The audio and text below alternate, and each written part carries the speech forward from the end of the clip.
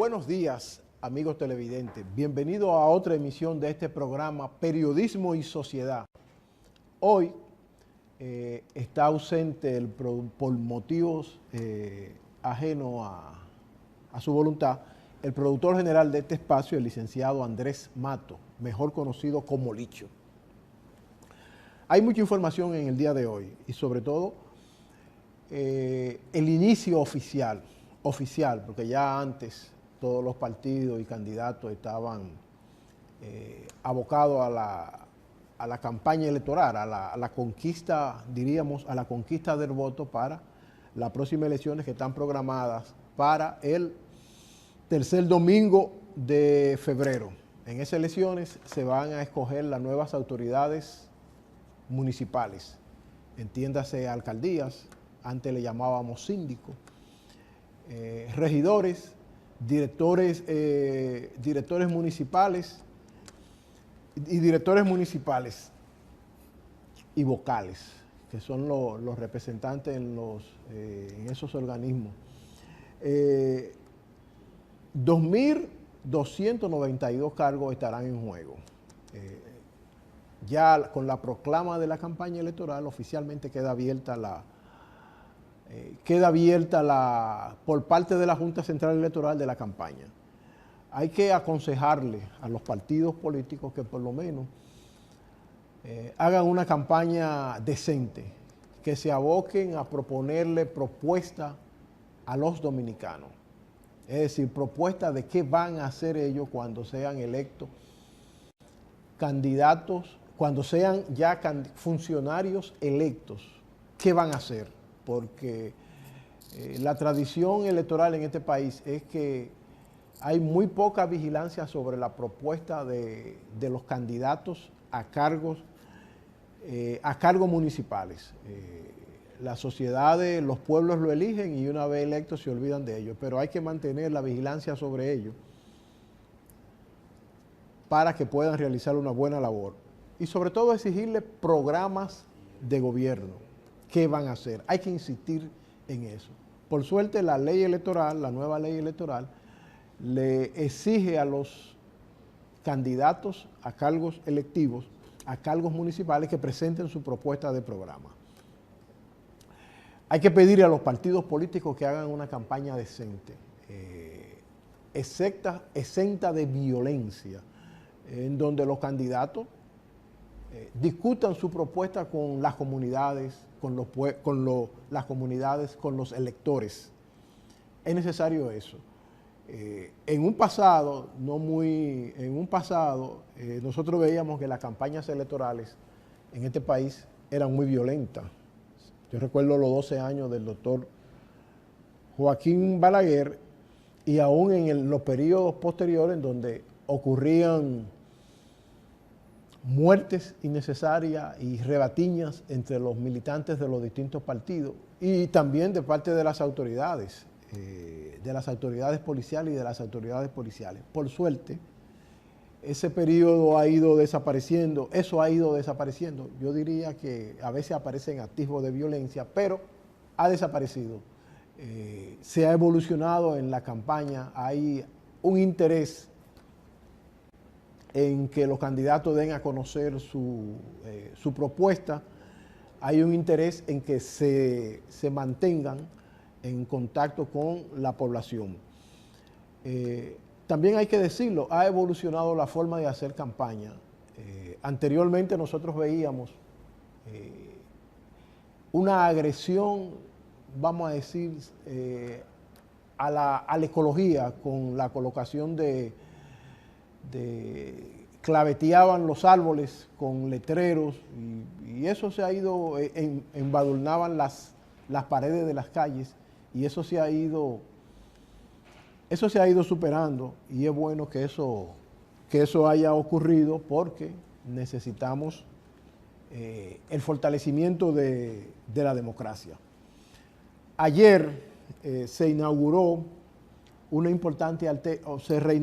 se modernizó una importante arteria comercial, una arteria en el municipio de Santo Domingo Este, y nos referimos a la remodelación, modernización de la avenida Fernández Domínguez, mejor conocida como la autopista de San Isidro. Bueno, pues esta avenida fue ampliada en 8 carriles, 4 en ambos sentidos, y a un costo de más de 4.000, a más de, creo que de 4.000 millones de pesos. Es una avenida completamente moderna, pero lo importante de esto es que esta vía va a contribuir a un mejor desenvolvimiento del transporte vehicular en esa zona. Esa zona que es una zona de importantes inversiones inmobiliarias. La expansión hacia la parte este de la capital es muy importante. Ya en esa parte de la ciudad hay millones de ciudadanos y cientos de nuevas urbanizaciones a los cuales a esas personas que residen en esos lugares hay que llevarle soluciones de esta naturaleza para que haya una mejor circulación. Ya en la presente administración está también ampliando la avenida hípica, la avenida ecológica, que todas van a contribuir a mejorar el desarrollo, la circulación vehicular en esa zona, que es muy importante, pero también nos hacen falta que estas mismas inversiones que se han hecho en Santo Domingo Este se hagan en otra parte de la ciudad. El Distrito Nacional prácticamente está colapsado con la circulación vehicular. Se requieren de nuevos puentes para trasladarnos del Distrito Nacional hacia la parte este del país. En algún momento, la presente administración ha anunciado que se va a construir o que se empieza a construir otro puente. También hay que pensar en soluciones, en mejorar la solución del transporte en la ciudad capital. Es increíble la cantidad de vehículos que circulan por nuestras calles y avenidas sin ningún orden, y esto provocando tapones de larga duración, y esto esto afecta el desarrollo económico, porque cuando un ciudadano llega tarde a su trabajo o llega tarde a una cita, se pierde en combustible, se pierde hasta en el estado de ánimo de esa persona que va ahí. Y se requiere que las autoridades le den una mirada a esto. Uno no sabe a veces qué es lo que hay que hacer, si comenzar por la educación de quienes cada día agarramos un volante para transportarnos a la ciudad, porque aquí yo diría que no hay orden, en el sentido de que nadie obedece las reglas de tránsito. Usted se va a una ciudad cualquiera de Latinoamérica y usted encuentra que por lo menos hay cierto orden, de que la gente no se estacione en las aceras, de que la gente cumple la ley cuando un semáforo le indica cruce o no cruce. Y antes de eso hay que hacer algo por mejorar, por someter a la obediencia, a aquello que se llama un motociclista, eso que le llaman delivery, que andan de una parte a otra de la ciudad entregando algún tipo de mercancía. Eso es, uno no sabe a veces cómo que se van a someter en cintura a estas personas. Por suerte nosotros tenemos el precedente de que aplicando la ley se puede lograr algo. Hanle Hellman, hace varios años, cuando era director de la ONSA, obligó a que se obedecieran las reglas establecidas para la circulación de los autobuses, e incluso obligó a que los ciudadanos usáramos, cuando abordamos un vehículo, el cinturón.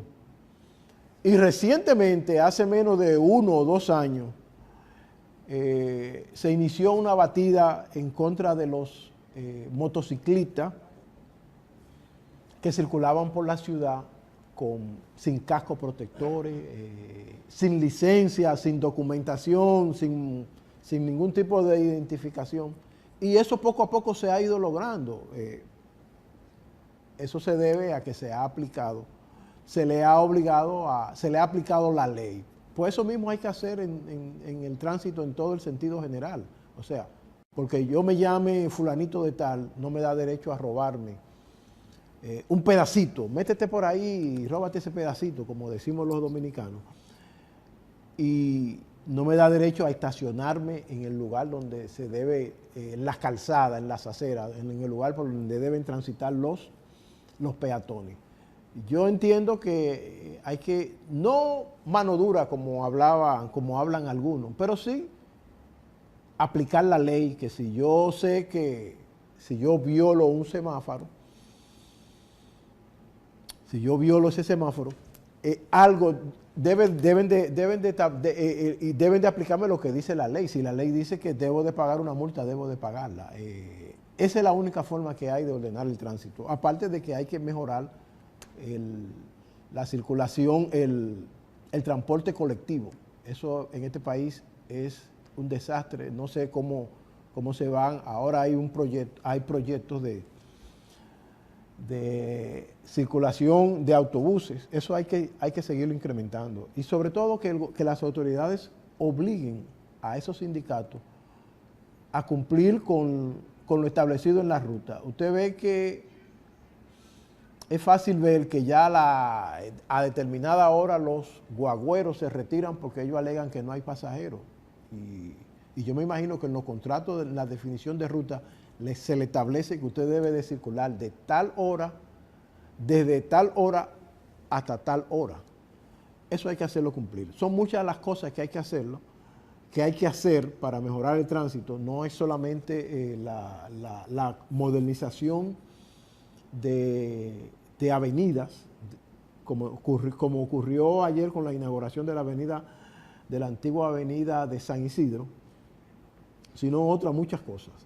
Hay un tema que es importante que lo destaquemos, y es la mejoría de la educación según la prueba PISA, que es una prueba internacional que se aplica para medir la asimilación de los estudiantes en áreas como matemáticas, letras, lectura y ciencias.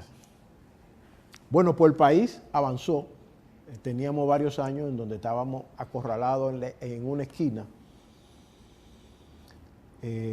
lo cual eso llevaba numerosas críticas, le acarrió numerosas críticas a los gobiernos que en ese momento estaban ahí.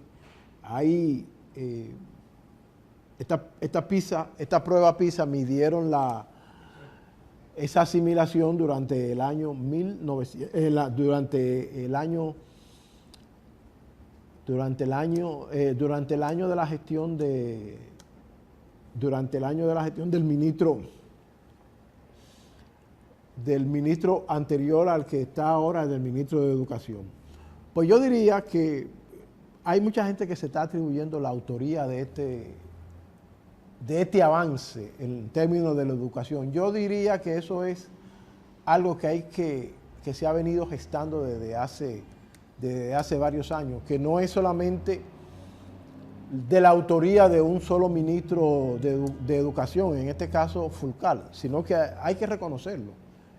Ha habido una mirada, una apuesta hacia la educación de los distintos ministros que hemos tenido, ya sea desarrollando programas de capacitación para los profesores o la construcción de nuevas aulas, el diseño de nuevos currículos. Entonces, yo pienso que eso es una obra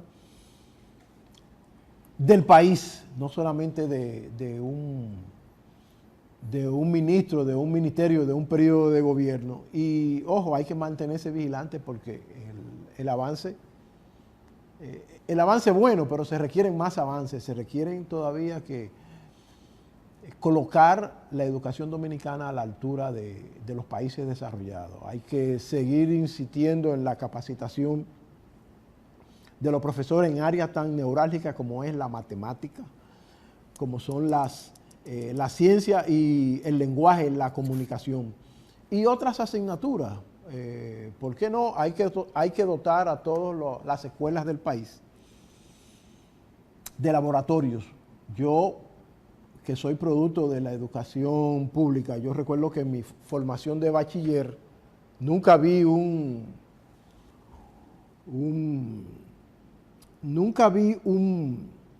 microscopio. Eso yo lo vi ya cuando cursaba la asignatura de Biología 011 ahí en la Universidad Autónoma de Santo Domingo.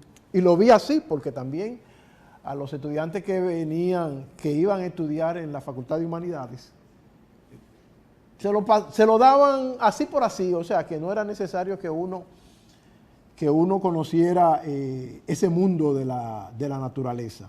Pues felicidades a todos los que tienen que ver a los padres de este avance reconocido por la prueba PISA, una prueba a nivel internacional que mide el desarrollo, la asimilación de la educación en áreas tan importantes como matemáticas, ciencias y lenguaje.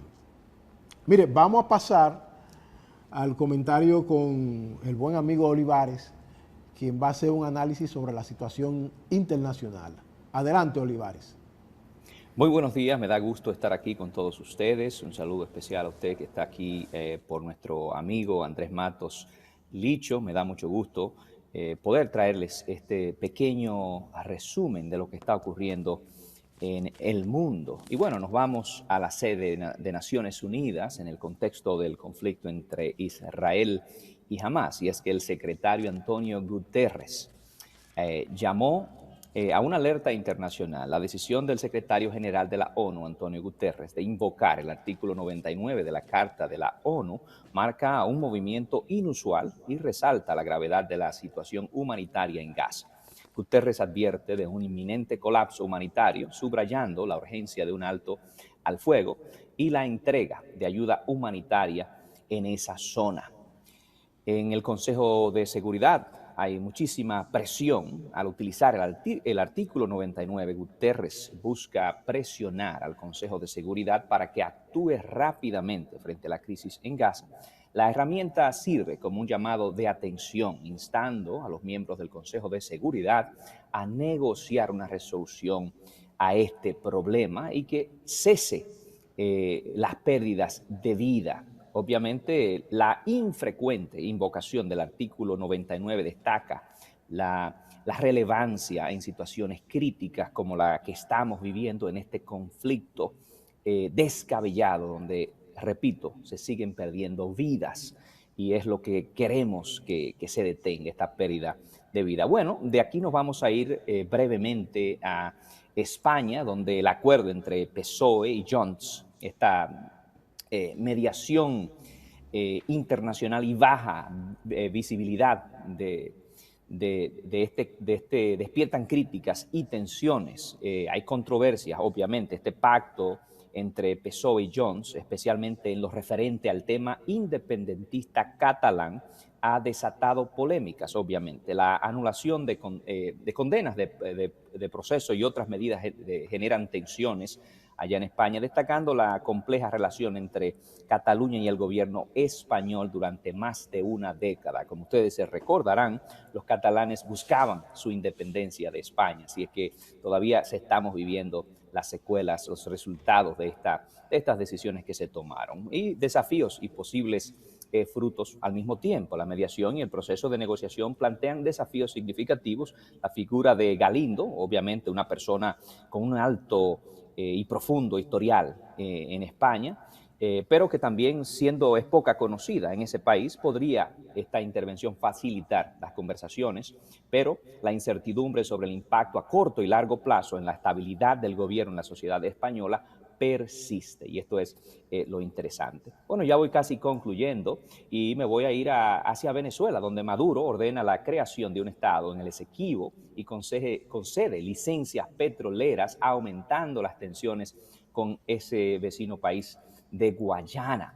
La propuesta de Nicolás Maduro de crear un estado en el Esequibo y otorgar licencias petroleras en una región disputada intensifica la larga y tensa disputa territorial entre Venezuela y Guayana. La acción del presidente venezolano desafía la soberanía de Guayana sobre la zona y agrega un nuevo capítulo a un conflicto que ha durado más de un siglo.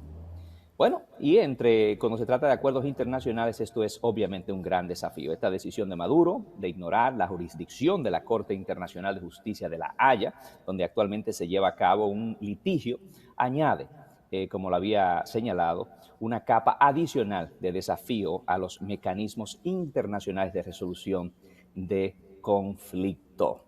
Y bueno, ya por último, Alberto Fujimori sale de la cárcel, una polémica liberación tras la orden del Tribunal Constitucional peruano. La liberación de Fujimori, exmandatario peruano, ha generado controversia luego de que el Tribunal Constitucional de Perú ordenara su puesta en libertad inmediata. Esta decisión ha reabierto heridas en la sociedad peruana, recordando los crímenes por los que fue condenado en el 2009, incluyendo homicidio calificado y secuestro agravado.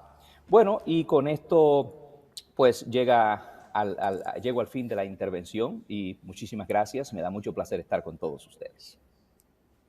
Gracias, Olivares, por tu interesante análisis sobre la situación internacional y continuamos con este espacio en donde tendremos... Muchísimas gracias. En donde tendremos una importante entrevista con los señores René Ledesma y Máximo Aquino para hablar sobre diversos temas, en especial sobre la vida ecológica del país.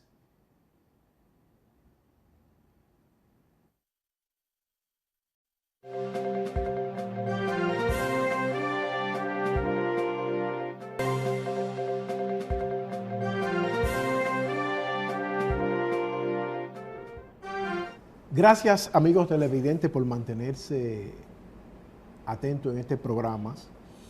Y hoy contamos con la presencia de dos importantes figuras de la vida nacional, conocedores plenos de la situación ecológica del país. Nos referimos a los señores René Ledesma y Máximo Aquino, a quienes le damos la bienvenida por estar en este espacio para hablar sobre esos tópicos que ahora cada día quieren más interés por parte de la población. Yo quiero abrir esta entrevista preguntándole, ahí en Dubái se celebró una conferencia mundial sobre el cambio climático, sobre el medio ambiente. Y yo quisiera preguntarle, ¿qué importancia ustedes le ven a este evento y si pudiera traer si se adoptaron algún tipo de decisión que obliguen a muchos países, sobre todo a los países que más han contribuido con la emisión de carbono, de sustancias que afectan a la atmósfera?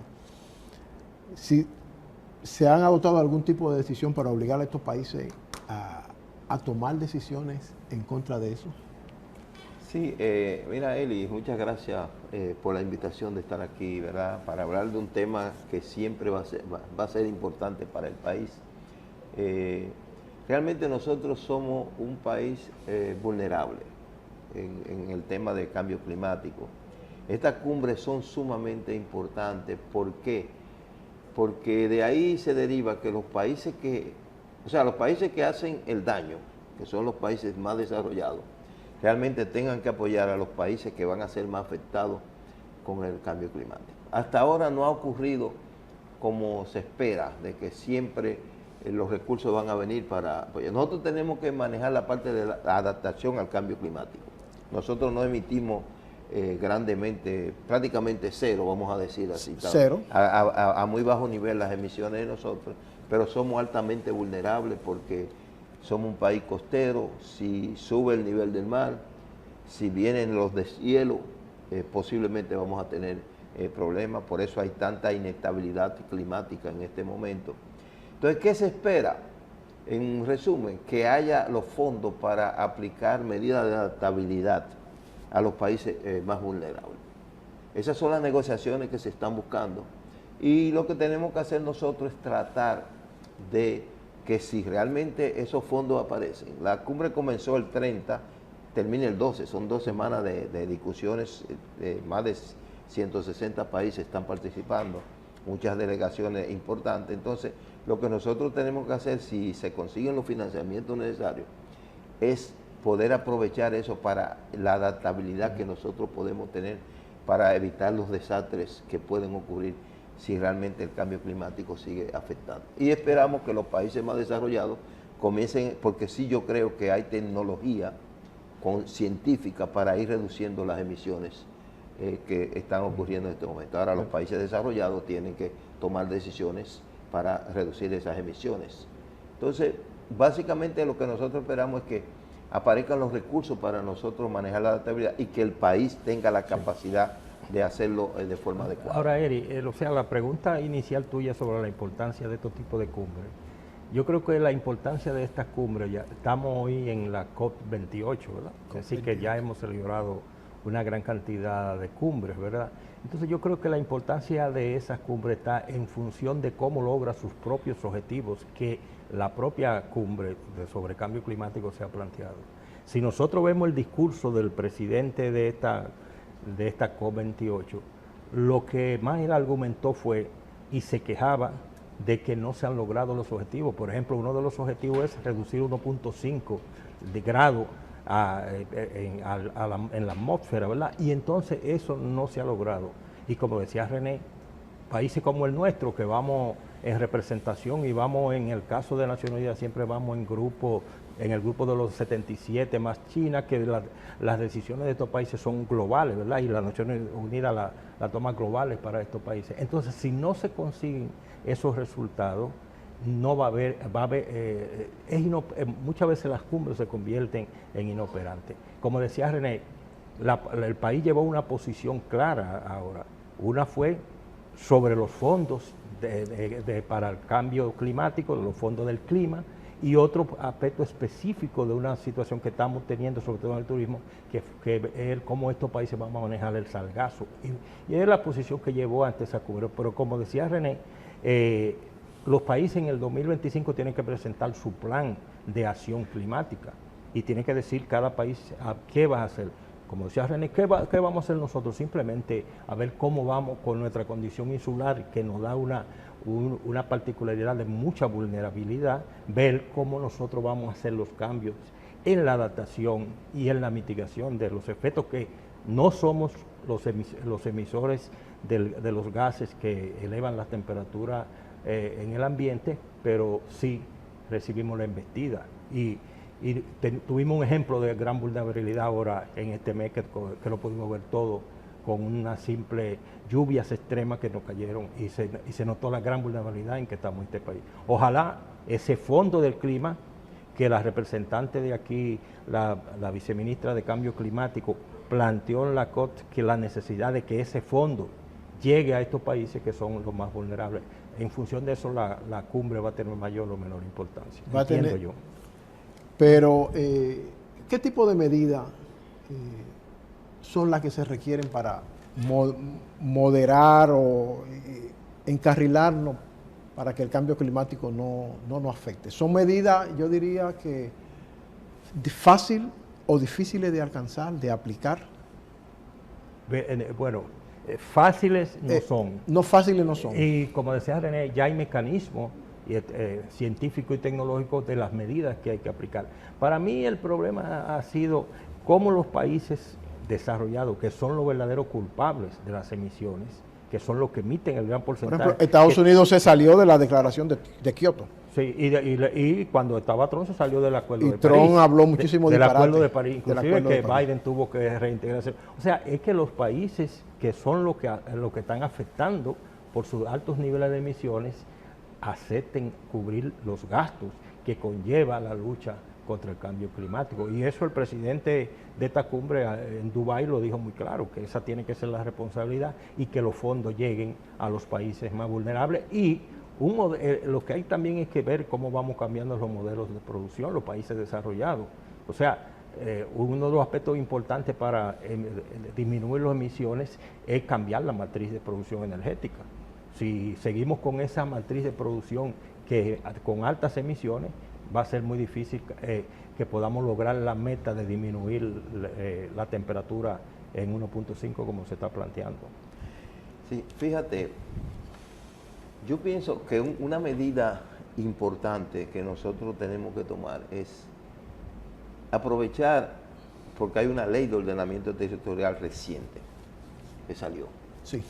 Pero muchos de los problemas de nuestro país es que tenemos las leyes No y la después aplicamos. la implementación de ellas se hace bien complicada. Por ejemplo, ordenar el territorio. Entonces el territorio está ordenado, vamos a decir, en cuanto a las áreas protegidas. Sabemos cuáles son las áreas protegidas, sabemos que hay cosas que no se pueden hacer, aunque hay algunas que se siguen haciendo, ¿verdad? Se siguen haciendo. De forma indebida. Pero ordenar el territorio quiere decir que si la zona turística debe ser manejarse de tal forma, que los ayuntamientos, las alcaldías deben tener las unidades de gestión ambiental municipal para decir, bueno, aquí se puede tener zonas industriales, aquí se pueden tener viviendas, aquí se puede tener desarrollo agrícola, se pueden implementar esas acciones, pero las alcaldías tienen que estar preparadas para poder implementar eso.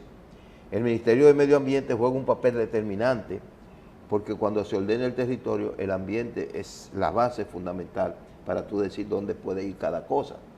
Entonces, yo pienso que como nosotros somos un país insular, como tenemos la alta vulnerabilidad en el tema de cambio climático, si nosotros logramos trabajar en la base de ordenar el territorio como debe ser y las autoridades hacer lo que tienen que hacer. Por ejemplo, yo el día pasado pensaba, ocurrió la desgracia que pasó ahí en el túnel, pero yo decía, si llueve 3 días más, ahí en la 6 de noviembre antes del peaje, esas construcciones que hay ahí, que se ve que están en una cañada, que están en el borde, si seguía lloviendo, la desgracia iba a ser mucho mayor porque todo eso se va para abajo. Entonces, eso es implicaciones de ordenamiento. O sea, una alcaldía no puede permitir que se construyan a esos niveles. O sea, no podemos seguir permitiendo cosas que son totalmente indebidas y que se sabe que no se deben hacer. Entonces debemos realmente trabajar con esos escenarios. Para mí ordenar el territorio es fundamental y tenemos la ley para implementarlo. Lo que necesitamos es las autoridades necesarias que implementen. Muy buenas las acotaciones que ustedes hacen sobre el cambio climático. Vamos a hacer una pausa brevemente para luego continuar con este espacio.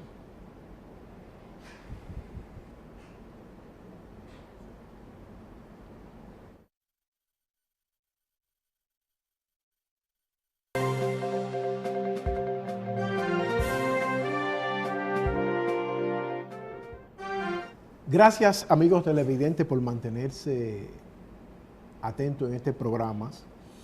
Y hoy contamos con la presencia de dos importantes figuras de la vida nacional, conocedores plenos de la situación ecológica del país. Nos referimos a los señores René Ledesma y Máximo Aquino, a quienes le damos la bienvenida por estar en este espacio para hablar sobre esos tópicos que ahora cada día quieren más interés por parte de la población. Yo quiero abrir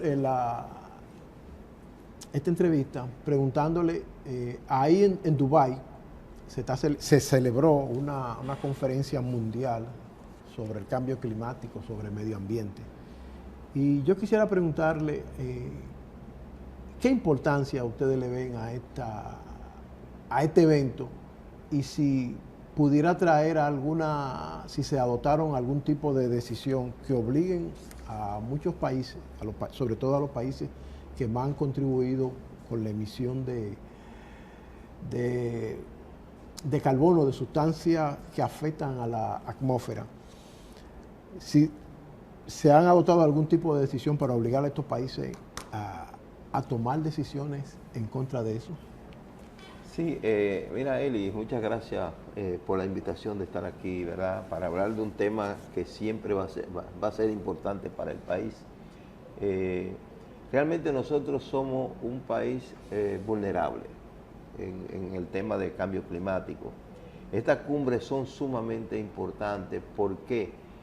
Porque de ahí se deriva que los países los países que hacen el daño, que son los países más desarrollados, realmente tengan que apoyar a los países que van a ser más afectados con el cambio climático. Hasta ahora no ha ocurrido como se espera, de que siempre los recursos van a venir para apoyar. Nosotros tenemos que manejar la parte de la adaptación al cambio climático. Nosotros no emitimos grandemente, prácticamente cero, vamos a decir así. Cero. A muy bajo nivel las emisiones de nosotros, pero somos altamente vulnerables porque somos un país costero. Si sube el nivel del mar, si vienen los deshielos, posiblemente vamos a tener problemas. Por eso hay tanta inestabilidad climática en este momento. Entonces, ¿qué se espera? En resumen, que haya los fondos para aplicar medidas de adaptabilidad a los países más vulnerables. Esas son las negociaciones que se están buscando.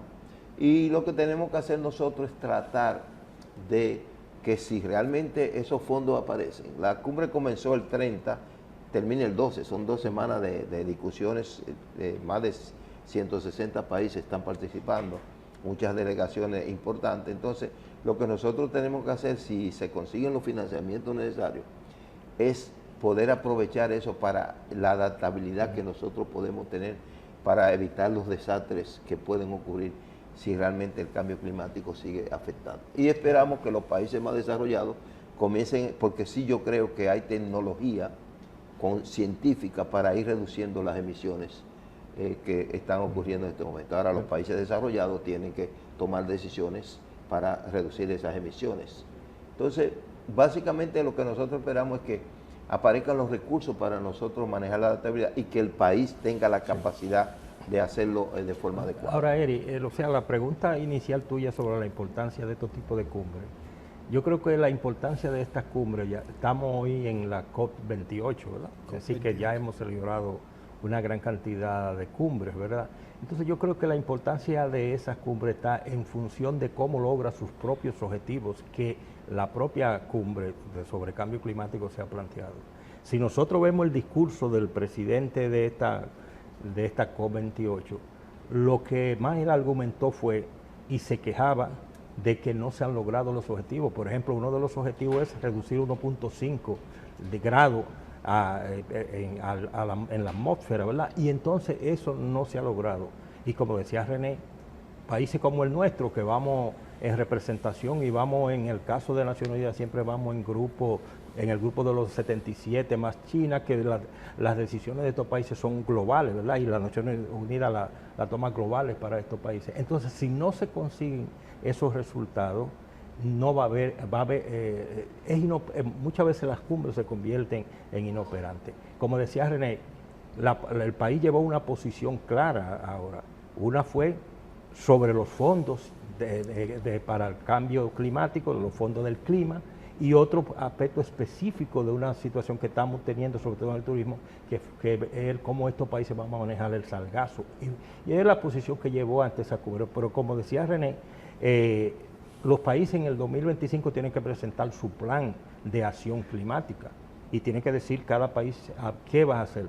Como decía René, ¿qué vamos a hacer nosotros? Simplemente a ver cómo vamos con nuestra condición insular, que nos da una particularidad de mucha vulnerabilidad, ver cómo nosotros vamos a hacer los cambios en la adaptación y en la mitigación de los efectos, que no somos los emisores de los gases que elevan la temperatura en el ambiente, pero sí recibimos la embestida. Y tuvimos un ejemplo de gran vulnerabilidad ahora en este mes que lo pudimos ver todo, con unas simples lluvias extremas que nos cayeron y se notó la gran vulnerabilidad en que estamos en este país. Ojalá ese fondo del clima, que la representante de aquí, la viceministra de Cambio Climático, planteó en la COP, que la necesidad de que ese fondo llegue a estos países que son los más vulnerables. En función de eso, la cumbre va a tener mayor o menor importancia, entiendo yo.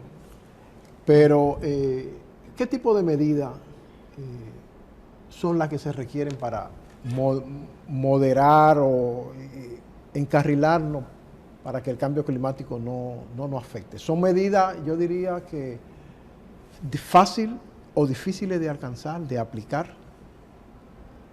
Bueno, fáciles no son. No fáciles no son. Y como decía René, ya hay mecanismos científicos y tecnológicos de las medidas que hay que aplicar.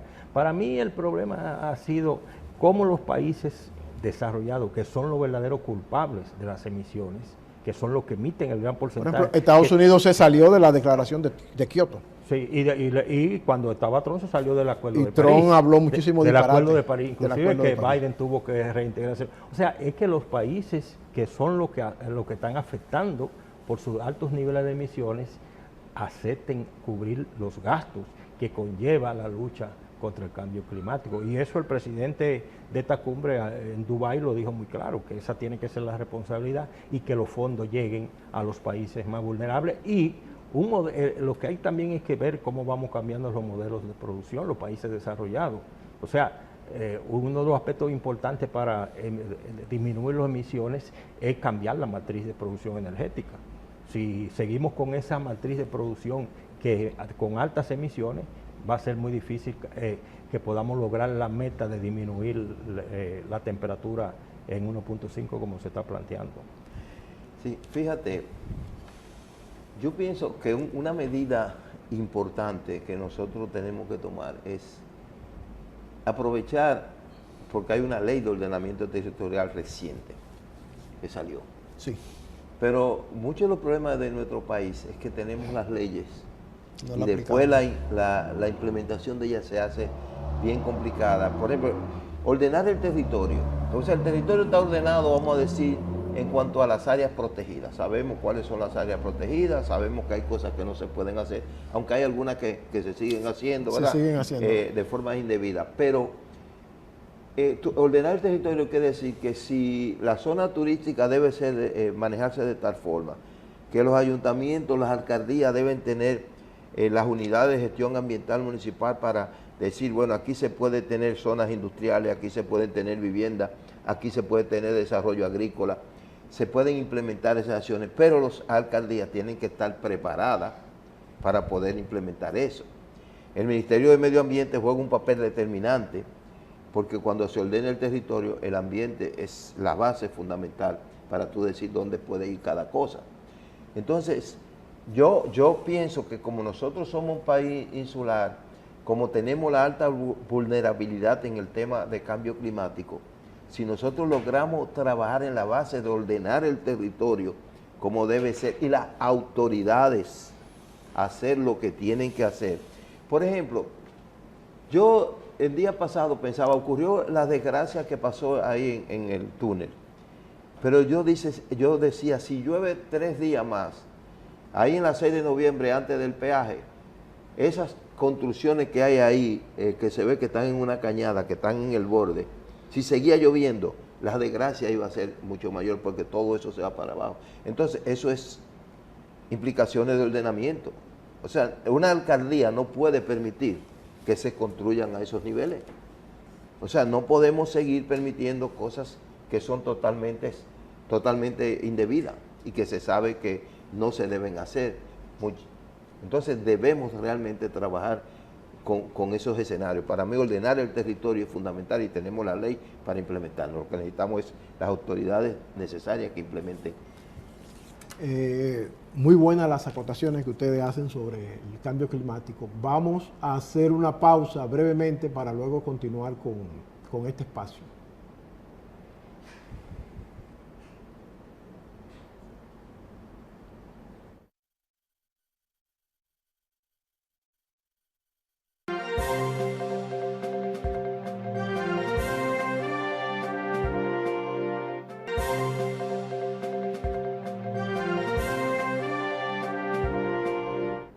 Gracias, amigos televidentes, por continuar atentos al desarrollo de este programa.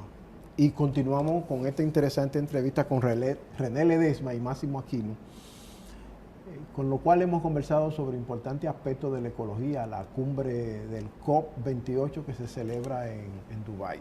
Pero ahora vamos a tratar un tema muy importante como es la ley de regulación territorial que se aprobó Se aprobó, es una ley prácticamente nueva, pero muy importante. Yo quiero preguntarle,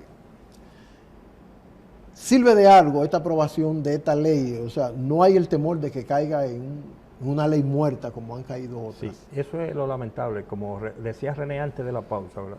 Creo que la ley de ordenamiento territorial es uno de los instrumentos más importantes para que el país pueda luchar contra la vulnerabilidad que tiene este país.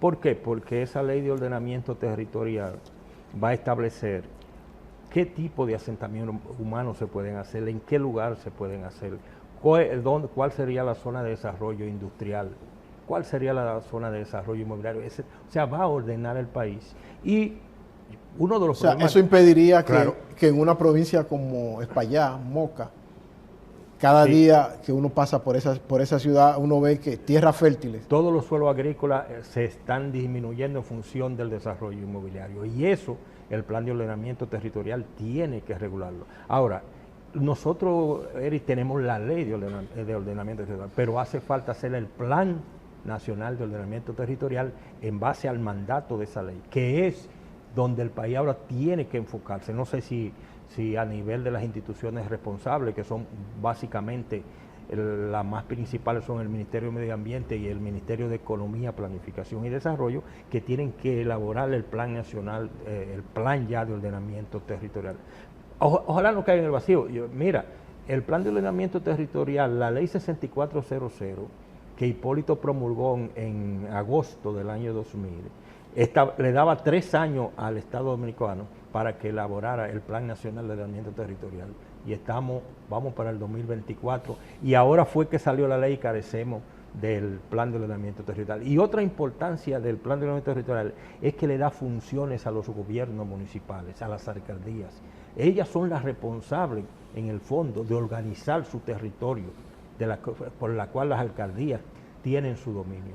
Y son también las responsables de aplicar los lineamientos que establezca el plan de ordenamiento territorial. Porque nuestras autoridades municipales están preparadas para llevar eso.